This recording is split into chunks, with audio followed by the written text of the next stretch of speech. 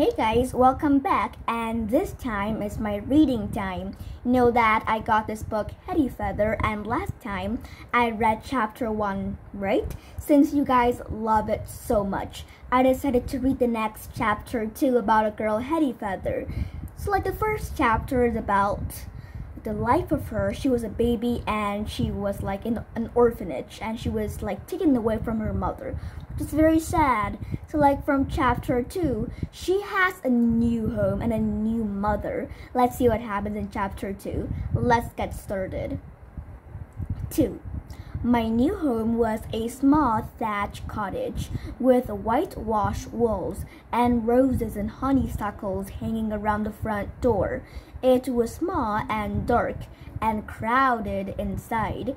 It smelled of cooking all the time, plus strong yellow soap on Monday, wash day. That was our wash day too, when the sheets and all our shirts and frocks and underwear were flapping on the line. Our mother Peg popped us all children in a clothes tub. Gideon and I were tossed in first. Gideon always cried, but I bobbed up and down like a duckling and only wailed if mother rubbed soap in my eyes. Gideon was my foundling brother, my baby traveling companion in the basket. He was not much bigger than me, a pale, spindly baby with a thatch of black hair and large eyes that fixed you with a mournful stare. There's not enough meat on these two together to bake into a pie, said our new father, John. He poked both of us in our belly bottom. It was a playful poke, but we both shrieked. We weren't used to big, loud father people. All men were big and loud to us babies. But when we were older, we saw that John was the tallest man in the village, with arms like tree trunks and a belly like barrow.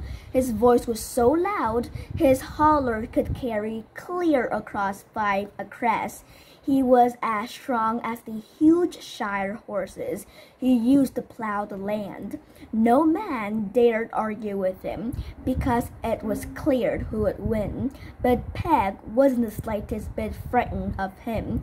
"Get away from my new babies, you great fat lummox," she said, slapping his hands away. "You scare them silly. Don't cry, my lambkins. This is just your father. He don't mean you no harm." Father tickling under our chins with his big, blunt fingers. We screamed as if he was a storybook orc about to snap our heads of our neck. "Get out of it," said Peg, flapping at him with a towel. She gathered Gideon and me up out of our improvised bathtub and grabbed us together in the towel. Warm from the hearth side, she held up close against the vast pillow of her bosom, and we stopped crying and snuffled close to our new mother. "My Merver," said Saw, squatting at us with his hard little feet. He was just starting to walk, though he had a withered leg so that he limped. Father had fashioned him a little wooden crutch. Souse used to prod Gideon and me. He hated us because he wanted mother all to himself. "There now, my little hoppy sparrow, you come and have a cuddle too," said Peg, hauling him up into her arms alongside us. And me," said 3-year-old Martha, burying in. Her eyes were weak, and one of them squinted sideways. Jem held back, his chin held high. "Don't you want to come and join in the cuddle, Jem dearie?" said Mother. "Yes, but I'm not one of the babies," said Jem stoutly. "I'm 5, nearly." "Yes, my pet, you're my big boy, but you're not too big to say no to a cuddle with your old mother. Come here and meet your new brother and sister." I was giggling and squirming, squashed by Saul. "Here, Jem, you take little Hetty for me," said Peg. "Isn't she tiny? You were twice her size as a baby." She had a bad start in life. Both the babies have, bless them. We'll soon fatten them up. Just you wouldn't see. I nestled in Jem's arm. He might still be a little boy not yet 5, but he seemed as strong as our father to me, but nowhere near as frightening. Jem's hand cupped me gently. "Hello, little Hetty. I'm your brother Jem," he said softly, rubbing his face against mine. I couldn't speak, but my lips puckered, and I gave him my first real smile. Jem wasn't the eldest. He was the youngest child, who really belonged to Peg and John. They also had Rosie and Nat and Elisa, and there were more still: Marcus, who was gone up to be a soldier, and Bess and Nora, who were away in service. All these children, so many that your head must be reeling trying to keep count of all of them. I find it hard enough to sort them all out in my head. The older ones kept themselves separate from us younger fostered foundlings, though Eliza sometimes liked to play schools with us. She lined us all up in a row on the front step and asked us to add 2 and 2 and recite the alphabet. At first, Giddy and I couldn't even sit up by ourselves, so we clearly had no chance of coming top in Eliza's school. She lipped our answers for us and answered for Saul and Mother too. She didn't have to invent replies for Jem. He knew simple sum and could read out the good child's ABC. A is for apple, B is for bear, C is for chair, D is for daisy, E is for elephant. I could chant my own way through the time I was 2. Eliza fancied herself a teacher and sat us in the corner if she felt we were stupid, and canned us with a twig if we protested. Jem was the true teacher. He showed me how to eat my porridge and my mash and gravy and my tea time slices of bread and jam. "That's right, you're a baby bird. Open your beak," he said. I opened my mouth wide and then smacked my lips together, swallowing every morsel, though I was a picky eater, and fussed and turned my head away when Mother tried to feed me. We didn't have any toys. Mother would have thought of them a waste of money. She didn't have any money anyway. However, Jem found a red rubber ball in a rubbish heap. He washed it well and polished it so it shone like an apple. He flung it high into the air and caught it 9 times out of 10, and then kicked it from one end of the village to another. Me, I said, on my feet now, but still so little that I toppled over when I tried to kick too. The others laughed at me, especially Sal, but Jem held me under my arms and aimed me at the ball until one of my flailing feet connected and gave it a feeble little kick. "There, Hetty, you can kick the ball, just like me," he said, hugging me. He sat beside me on the front step and drew me pictures in the dust with his finger. His men and women were round blobs with stick arms and legs. His babies were like lozenges. His animal barely distinguishable one from the other, but I saw them through Jem's eye and clapped and crowed delightedly. He helped me toddle down the road to the stream and then held me tight when I splashed and squealed in the cold water. If I kept my legs still while he dangled me, the minnows would come and tickle my toes. "Fishy, fishy," I'd shriek. Sometime Jem turned his hand to a fish and made it swim along beside me and nibble tidbits while I laughed. When I grew bigger, he pushed me in a little cart all the way to the woods and showed me red squirrels darting up the tree trunks.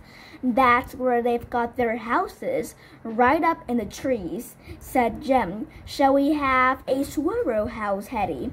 He knew an old oak that was completely hollow inside. He stood on one of the great spreading roof, lifted me up, deposited me inside the tree, and squeezed in after me. There, we were in our very own squirrel house. We were only a foot or so from the ground, but it felt as if we were right up the tree tops. "There, little Miss Squirrel, are you happy in your new house?" Jem asked, poking me gently on my button nose. "Yes, Mr. Squirrel, yes. I said happily. I love our little tree house so much that I didn't want to go home for tea. I shook my head and protested, clinging to the bark with my fingertips. Jem had to carry me home kicking and screaming. I wouldn't be quiet until he promised. We'll play there the very next day. I was leaping onto the boys' bed at 5 o'clock in the morning, before father and mother were stirring, demanded Jem to keep his promise. He stayed true to his word. Even though I was behaving like an almighty pest, he carted me back to our house in the woods, straight after breakfast. He patiently ate another pretend breakfast of acorns and grass, and he helped me care for my squirrel babies. He even lined the floor of our house with moss and sprinkled it with white flowers to make a pattern on our green carpet. I stupidly babbled about our wondrous squirrel house at bedtime, and of course, all the other children wanted to come and see it too. Even Rosie and Elisa. Nat sneered at Jem for playing a girly game of house with a baby, but Jem was unruffled. I like playing with Hetty. It's fun, he said, and my heart thumped with love for him. I wanted to keep the squirrel house just for us, but Jem was far too good-natured. Of course you can come visiting, he told everyone, but then added, but you must remember it's Hetty's house. I didn't mind Gideon's coming. He was my special little basket brother, and I loved him second best to Jem. I was a few days older than Gideon, but he was half a head taller than me now, though still ultra sprightly. His neck and wrists and ankles so thin, they looked in danger of snapping. Mother took it to heart that he looked so frail and sneaked him extra strip of bacon and a bite of father's chop, but the ribs still stuck onto his chest and his shoulder blade seemed about to slice straight through his skin. Mother tried to encourage him to run about and play in the sunshine with us, but he preferred to cling to her skirts and climb on her lap whenever she sat down to shell peas or darn stockings. I could sometimes tempt Gideon away to play, though he was incredibly tiresome when it came to my special picturing games. Listen, Gideon, let's picture we're in the woods. We're lost and a huge howler wolf is going to eat us all up. I'd said. Gideon would start and tremble, and when I growled, he ran screaming for a mother. She scooped him up in her arms and aimed a swipe at me. Stop scaring the poor little mite senseless, Hetty. I'll paddle you with my ladle if you don't watch out. I've been well and truly paddled several times, and I didn't enjoy the experience. I didn't mean Gideon any harm. It wasn't my fault he was such a little milksop.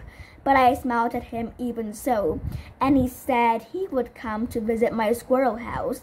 I let him squeeze into the cart with me while poor Jem puffled along pushing the two of us. Gideon squirmed uneasily as I chatted about my house. Squirrels might bite, he said fearfully. Oh, Gideon, squirrels don't bite. We'll bite them, I said, giggling. Can't climb up the tree, Hetty, Gideon wailed. It's easy, Gideon. I can climb. Jem can climb. I said, I might fall, said Gideon, nearly in tears. Don't cry, Gideon. You won't fall. Just think you're getting to see my squirrel house and Sal's isn't. Sol can come too, said Jem quickly. And Mother. No, they can't. Too much of a squash, I said, wishing Jem wasn't always so kind. I just wanted him to be kind to me. It was a waste of her kindness inviting Gideon to help him appreciate the charm of the squirrel house. I made us climb in the air for several seconds before we hopped up into the hole in the tree. This was fatal. He hung to me desperately. We're right up the treetops. See the birds flying, I said. Have to get down. It's too high. Too high, Gideon said, peering down fearfully, though if he reached right out of it, he could put his hand on the ground. It's not really high, Gideon. Look, said Jem, dangling his leg down. Hetty makes it high, said Gideon. Jem laughed. That's what she best at, picturing. She's grand at it. I wish she wasn't, said Gideon, and he closed his eyes tight, as if he could shudder picturing that away. Gideon stayed in the cottage with Mother when Jem made me take Saul and Mother to the squirrel house. That was a waste of time, too. I didn't mind Mother, but she was so nearsighted. She had no idea what a squirrel was. She sat in a tree and blinked solemnly, waiting for something to happen. I served her tea in a corn cup and gave her a slice of fairy bread on a leaf, but she tried to eat and drink politely. But she looked dazzled, puzzled when there was nothing in her mouth. She started to eat the leaf itself, and Jem had to press it out quickly, lest she was sick. I have a happily stuffed a whole tree of leaf down Saul's throat. This is a stupid place. It's not a real squirrel house. That's not a fine green rug. That's moss. That's not china. It's leaves. They're not babies. They look like pig poo. Dirty Hetty, playing with pig poo. I pushed him hard in the chest, because no mother can stand to have her babies insulted. I pushed a little too hard. Jem tried to catch him, but he wasn't quite quick enough. Saul fell right out of my squirrel house. It really wasn't far, and any other children would have jumped up again and laughed, but not Sal. His eyes slid into slits and his mouth went square. "You've hurt my poorly leg," he bellowed. "I'm telling Mother." Oh dear, Gideon was clearly Mother's favorite, but she had a particularly soft spot for Sal. Lord knows why. She fussed over his leg, rubbing it with different remedies, goose, grease, and witch hazel, and knitted him a special soft pair of stockings, because his boot rubbed his twisted foot. Sal enjoyed this attention, and exaggerated his limp in front of Mother for all he was worth. Saul, she was outraged when Saul told tales on me. "You pushed Saul out of the tree, Hetty," she said, horrified. She reached for her paddling ladle, and I ran to hide behind Jem. "It wasn't high up in the tree, Mother, and she didn't mean to," said Jem, doing his best to defend me. Oh, I did so love Jem. It was no use. I was well and truly paddled, and Mother forbade all of us to play in the squirrel house. Gideon looked mightily relieved. Martha was indifferent. Jem was clearly sad for me, but I was so aggravated. I stamped and shouted and screamed at Mother. You can guess the result. I got paddled all over again and sent to bed without any supper. Mother came and sat beside me as I snuffled in the dark. "Now, Hetty, are you sorry for being such a bad girl?" "No, I'm not sorry. You should be sorry for being a bad mother," I mumbled beneath the blanket. Mother had sharper ears than I reckoned. "What did you say, Hetty?" she said. Oh no, was about to start another paddling. My bed started shaking. Mother was making odd gasping sound. Had I shocked her so much, she was having a fit, like Reuben in the village after drinking too much ale. I peeped above the blanket in terror. Mother was sitting on the edge of her bed, her hands over her mouth, splitting her sight with laughter. All the relief. "Don't you grin at me, girl," she spluttered. "I've never known such an imp as you. What am I gonna do with you? Paddle me. Paddle me, even when I'm a big girl like Rosie," I said, laughing too. But Mother suddenly stopped. She put her arms around me and hugged me tight. "Oh, I'm gonna miss you so, little Hetty, even though you're such a bad, bad girl." I'm absolutely certain that is why she whispered into my red hair. I didn't understand. I thought she meant we had to attend the village school like Jem. I didn't dream it was only a temporary member of Mother's family. And that is the end of chapter 2. And see you again in chapter 3. Yeah, it's so exciting, right? About Jem and Hetty. Bye guys. See you in chapter 3. Bye.